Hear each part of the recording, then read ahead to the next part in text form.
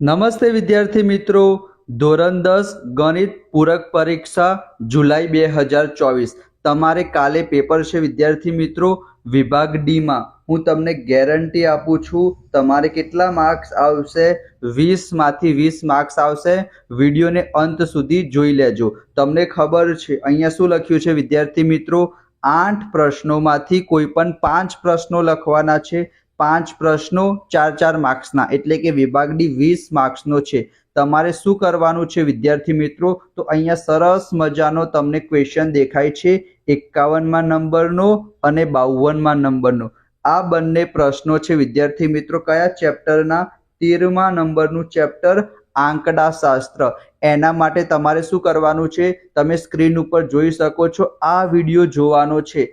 આ વિડીયોની અંદર મેં સરસ મજાના તમે જોઈ શકો છો વન શોર્ટ રિવિઝન 4 માર્ક્સના કેટલા દાખલા પૂછાશે બધી જ માહિતી તમને આપેલી છે.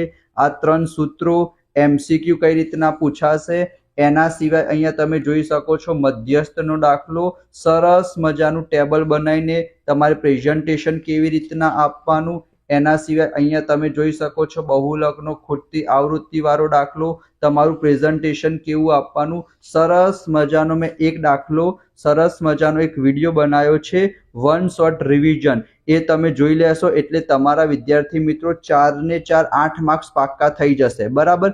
એના પછી તમારે શું કરવાનું છે, 53માં નંબરનો અને 54માં નંબરનો પ્રશ્ન ચેપ્ટર નંબર 14 સંભાવનામાંથી આવશે. તો અહીંયા જો વિદ્યાર્થી મિત્રો, આ પાસાવાળો પ્રશ્ન છે, આ પત્તાવાળો પ્રશ્ન છે. તો પાસાવાળા ક્વેશ્ચન, સિક્કાવાળા ક્વેશ્ચન, એના સિવાય બીજા બધા ક્વેશ્ચન છે. તો 14મા ચેપ્ટરનો તો મેં અલગથી પ્લેલિસ્ટ બનાવેલી છે સંભાવનાના ચેપ્ટરની. એ તમે જોઈ લેશો ને તો તમારા 14 માર્ક્સ પાક્કા થઈ જશે વિદ્યાર્થી મિત્રો. વિભાગ સી માં પણ પૂછાવાનું છે, વિભાગ એ માં પણ પૂછાવાનું છે. તો છેલ્લા 2 ચેપ્ટર માટે તમારે શું કરવાનું છે, ચેપ્ટર નંબર 14નો એક વન શોર્ટ રિવિઝન જોઈ લેજો અને 13મા ચેપ્ટર માટે 14મા ચેપ્ટર માટે સંભાવના માટે પ્લેલિસ્ટ જોઈ લેજો. એટલે તમારા આ 16 માર્ક્સ તો થઈ જશે પાક્કા.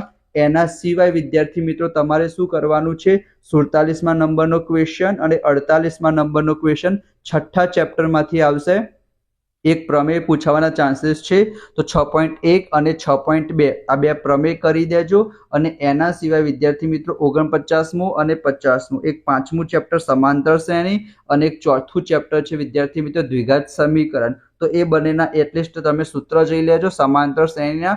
જો તમને અહીંયા કંઈ પ્રોબ્લેમ થઈ જાય તો તમે એક ઓપ્શન રાખી શકો અલ્ટરનેટિવ. બરાબર. તો આ ચાર પ્રશ્નો તો તમારા થઈ ગયા 16 માર્ક્સના, 2 સંભાવનાના અને 2 આંકડાશાસ્ત્રના. ફરી એક વખત કહું છું, સંભાવના માટેની પ્લેલિસ્ટ જોઈ લેજો અને 14મું ચેપ્ટર 13મું ચેપ્ટર આંકડાશાસ્ત્ર માટે તમારે વિદ્યાર્થી મિત્રો વન શોર્ટ રિવિઝન જોઈ લેજો.